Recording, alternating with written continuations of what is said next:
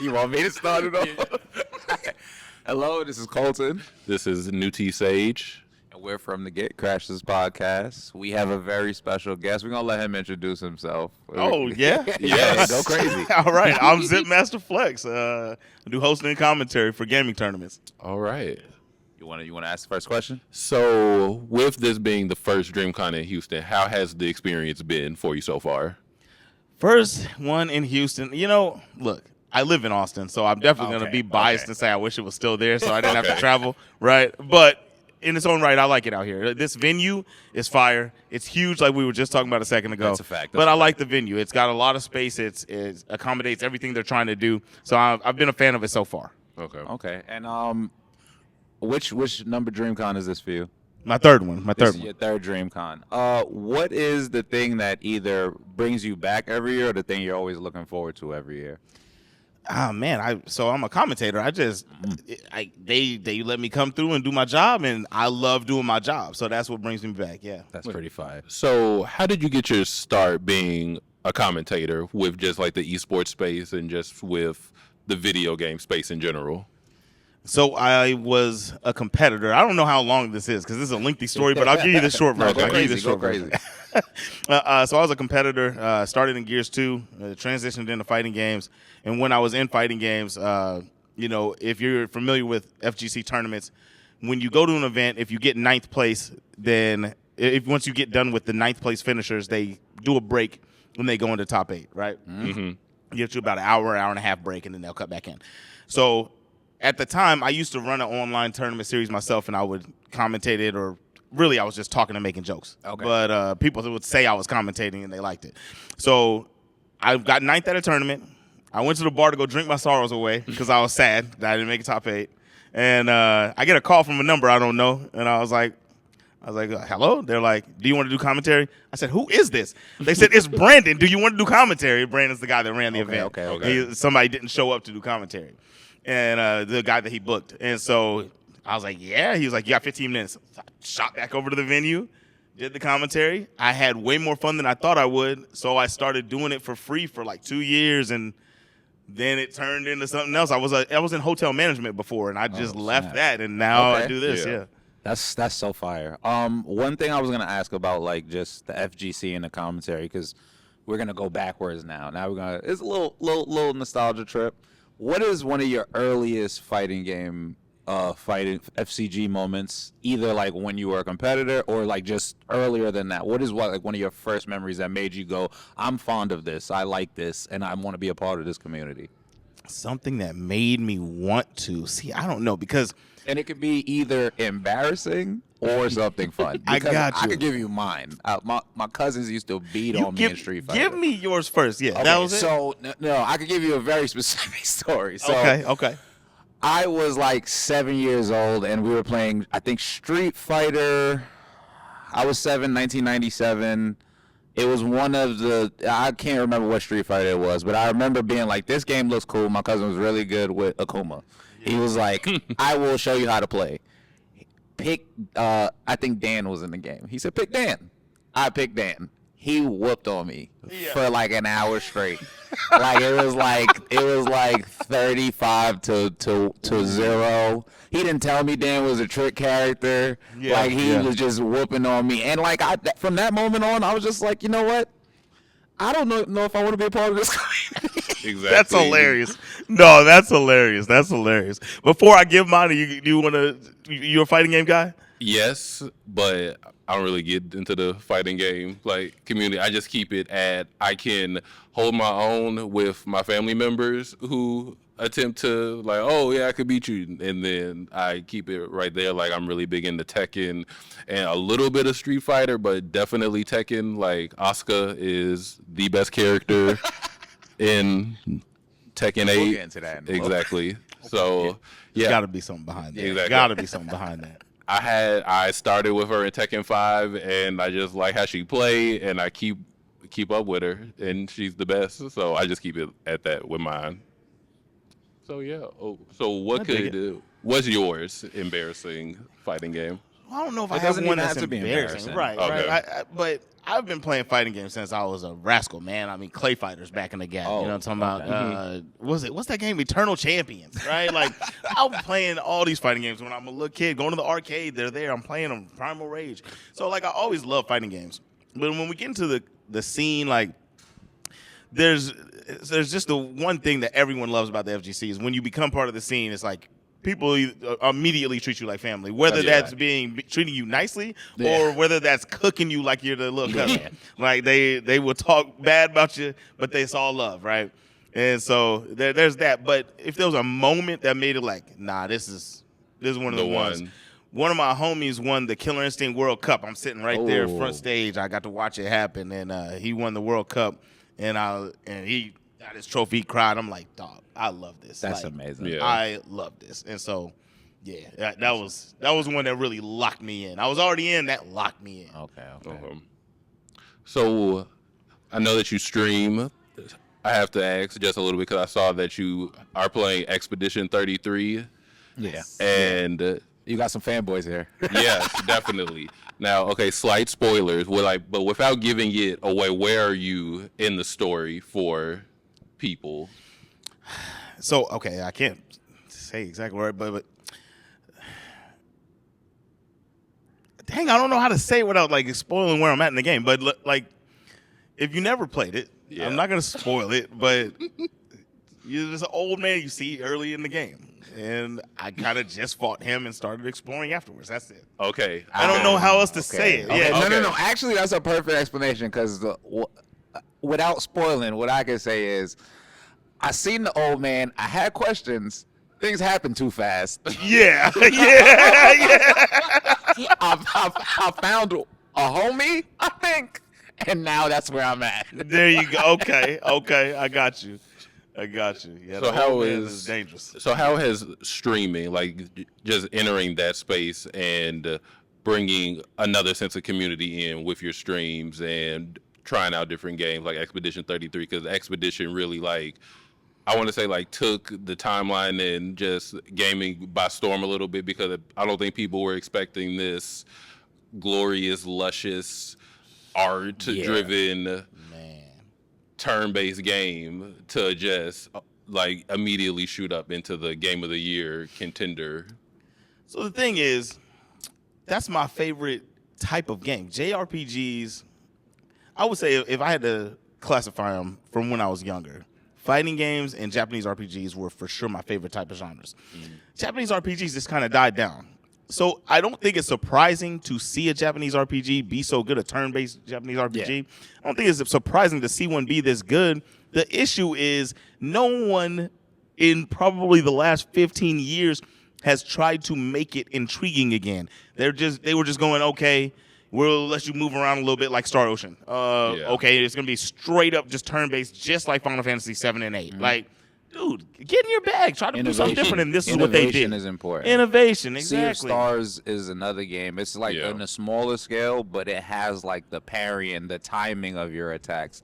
It's turn-based, but you still have control and autonomy of what you're actually doing. Yeah. So, and I think that's a big thing that makes that game just such a beautiful game. It's phenomenal. But I just realized I didn't even answer your question. You asked me about the streaming space. But it's fine. It's It's fine. I mean, we just here having a conversation, man. No, with the streaming space, I used to take it a lot more serious way back, but streaming and YouTube are just two things that I know I should do, and I honestly don't do them, to be real. I do, but I don't. Yeah. And I know I should do them to build more of a community. I mean, I have a Discord. I have people that come around. I have people that I know are going to be there when I stream. I have a community. Mm-hmm. But, if this is my scene, I just told you guys earlier that, I'm a commentator, and I'm back here at DreamCon, and I always feel imposter syndrome because I'm not in the big space, the grandiose scheme of things. You wouldn't know who I am.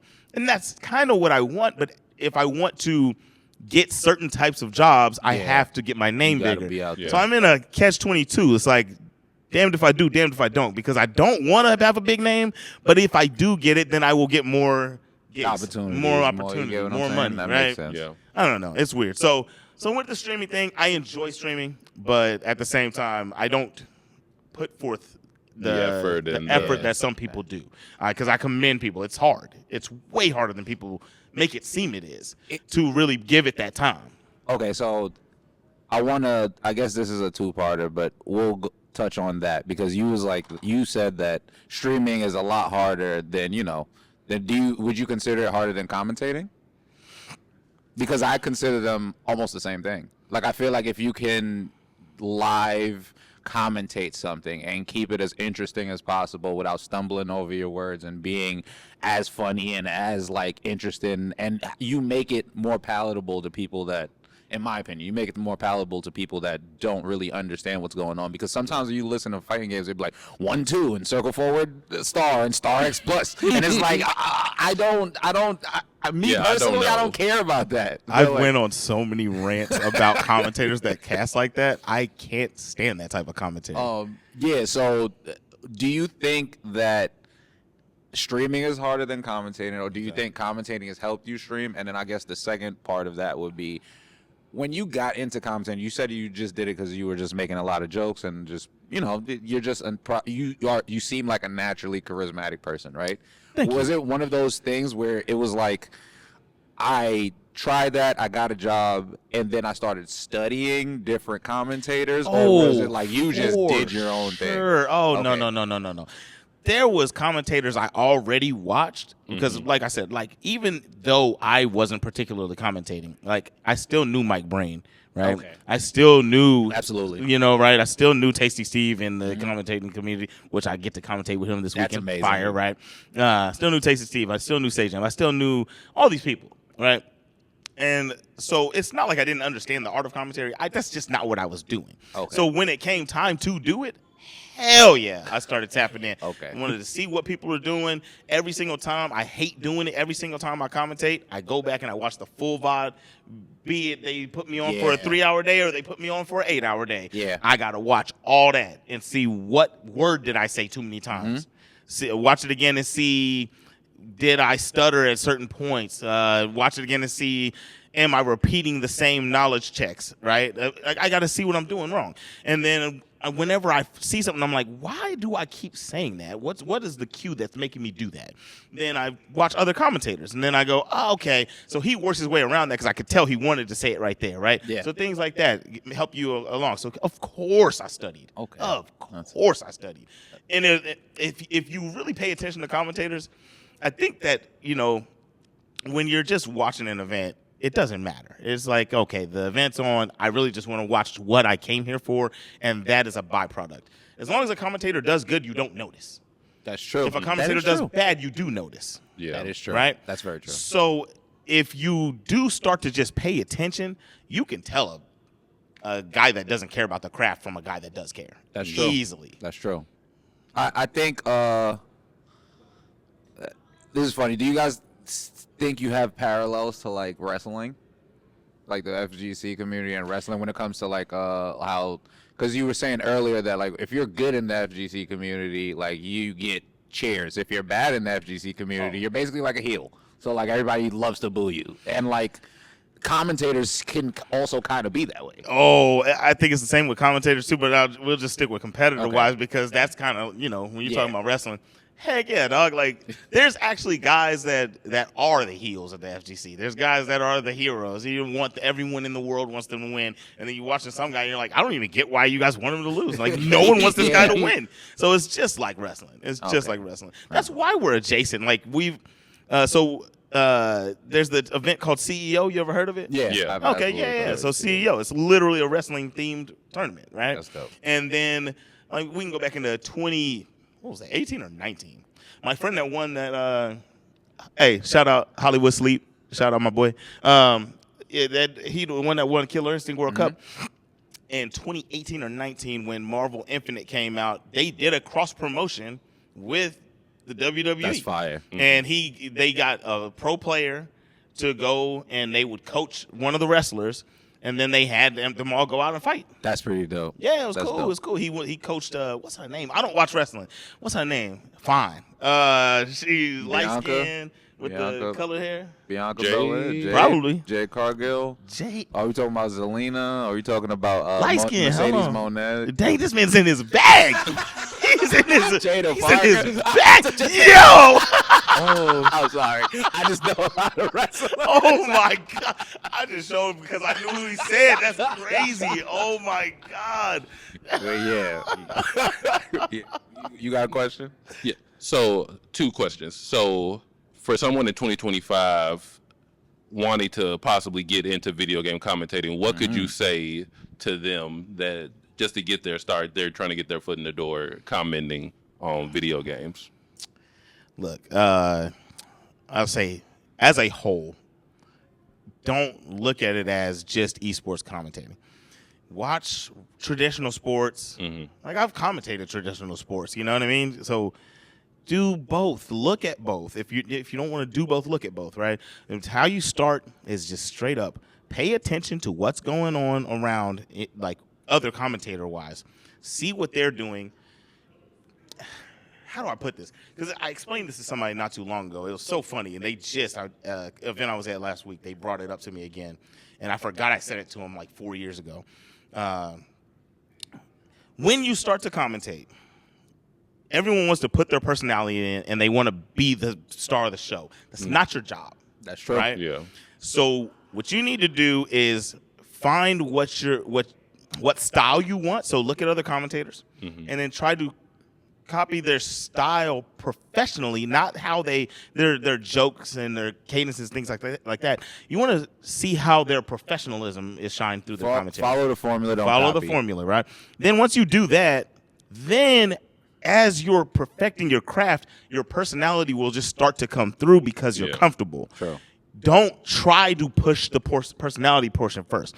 And that's one of the things. And then the other part is literally just try to take as many small gigs as you can. And then after you take the small gigs, then you can even do stuff like take a YouTube video, mute it, and then commentate over it. And then, you know what I'm talking about? Like, there's so many ways to do that. Just get out there, build a reel, and then start sending it to people. That's true. And then what are some top 5 games coming out for you that you're looking forward to this year? Well, one just came out, and I'm not home to play it. Night Rain. That was one. Okay, guaranteed. yeah, my friends are playing that right now. The homies are playing it. I'm a little jealous, but we so here working. Sad. Dog, I'm so sad. I want to be home playing Night Rain right now. I'll give up my check. I'm kidding. I'm kidding. I'm kidding. He is I'm lying, kidding. Dream God. No, so Night Rain. What's another one, man? I mean, was it that the Hunter x Hunter fighting game coming out? Nin Impact. Yeah, Nin Impact. There we go. What's another one? I'm gonna be honest. I don't know what's coming out. Okay. I don't know what's coming out. You know how I normally find out about games? My homies just be like, it'll be like 2 months before it comes out, and they're like, man, I can't wait to buy this. And they're just talking about like I'm supposed to know. And I go, what the hell's that? And they're like, dude, what do you mean? They'll shoot me a YouTube link, and then I find out. I like stream sometimes. So luckily enough, when I do like the events, like the big gaming events and gaming awards, like next week. I see like all the trailers, and then my brain like sticks to the 4 or 3 games that I like actually want. I just thought of one. What's up? It's actually the most anticipated. I can't believe I didn't, dog. For me, most anticipated. What's up? Little Nightmares 3, bruh. Stop playing with me. My friends are very Bro. looking forward to I will that. be there. Oh Day my one. goodness, Amazing that's getting game. streamed all the way Oh, through. absolutely. I've streamed every Little Nightmare so far. That's like one Got of my favorite games. Okay, so I'm gonna ask you like 3, I guess, fun questions. All right, let's go. The first fun question I'm gonna ask you is your favorite fighting game of all time, or top 3 if you don't. And it doesn't have to be in order, but if you have an order, you can give it to us. Favorite fighting game of all time. Literally gotta just give that to Killer Instinct because it did so much for me. It's like where everything started. You know what I mean? Then we go number 2. Straight. I want them to remake this game, so I have to get Bloody Roar, bro. Bloody Roar is amazing. Make the game again. Yes. Make the game again. I need it again. And another one that's goofy, but I love it to the death of me. And the last time I played it with my son, I was like, game kind of trash, but I still love it. Primal Rage, bro. Primal Rage, yeah. Yeah. I mean, I will go on a pedestal and say I've said for multiple years, if y'all want to remake a goofy ass game, please do that You one. feel I me? need that. And another fun question that I will ask you: we're at DreamCon, so there's a lot of fictional characters. We got a fictional character right here. Yeah. Yeah, I was Bleach. wondering. Okay, I know you're from Bleach, yes? Yes. Well, who are you? Ichigo. Oh, you. Okay, so Yeah, you're the Ichigo. special Okay, stuff. Yeah. got it. I was gonna ask you, which fictional character do you think would be a great commentator? Or what duo of fictional characters do you think will bounce off each other for like a commentating? I'm about to go so basic, so simple. If you put Goku and Vegeta on the mic, Commentating on fighting style. Commentating Yeah. fighting? Yeah, on fighting. They Yes. would be that would the actually funniest- be amazing. Kakarot, he's so ass. I don't understand why he went for that mix-up.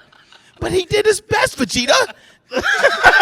Get in there! I want to fight. I want to get in there. I want to try. Yeah, they Bro, would that stop. would be the funniest. Oh, my Yeah, God. that would actually be amazing. and then the last question is our Danger Room. I do it Danger Room. I'm part of the podcast called the Mighty Metahumans podcast. So we do Okay. like a lot of nerd, black, just commentary. We do gaming, movies, TV, all different types of stuff. We ask people Danger Room questions where we put them against like fictitious animals or different things like that. I know you see recently the 100 gorillas versus one man, versus 100 men versus one gorilla. 100, Yes. 100 men versus one gorilla. So we're gonna put you in there against two of our genetically modified animals. The first animal you get to choose. The first animal is a bear that can turn invisible, like a grizzly bear that can turn invisible, or a gorilla that can fly like Superman. Which would you rather fight? The invisible bear. Wait, hold on. No. I'm in there alone? Yes, It's just me? It's just you. You gotta. You're in figure a it out. basic background, like a battle background, like a forest or somewhere. You're like in. Okay, let's just say you're in the training stage. They put you in the training stage, and it's you and this crazy. I know what the Danger Room is. You do. That's All what I'm right, saying. so- you gotta choose which one. I mean, honestly, at this point, it's like who gonna. I got the best answer for you, bro. I bet you nobody answers it like this. What's up? Both of them. Kill me as fast as possible. I'm not. Just get me out of there, bro. That's the answer. That's the answer. I've never gotten that answer before. So you know what? You got it. You win.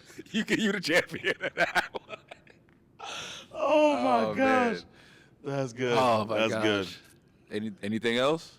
So this weekend we're only on day one of DreamCon. So what are you looking forward to throughout the weekend? I'm looking forward to tomorrow, 6:30 p.m.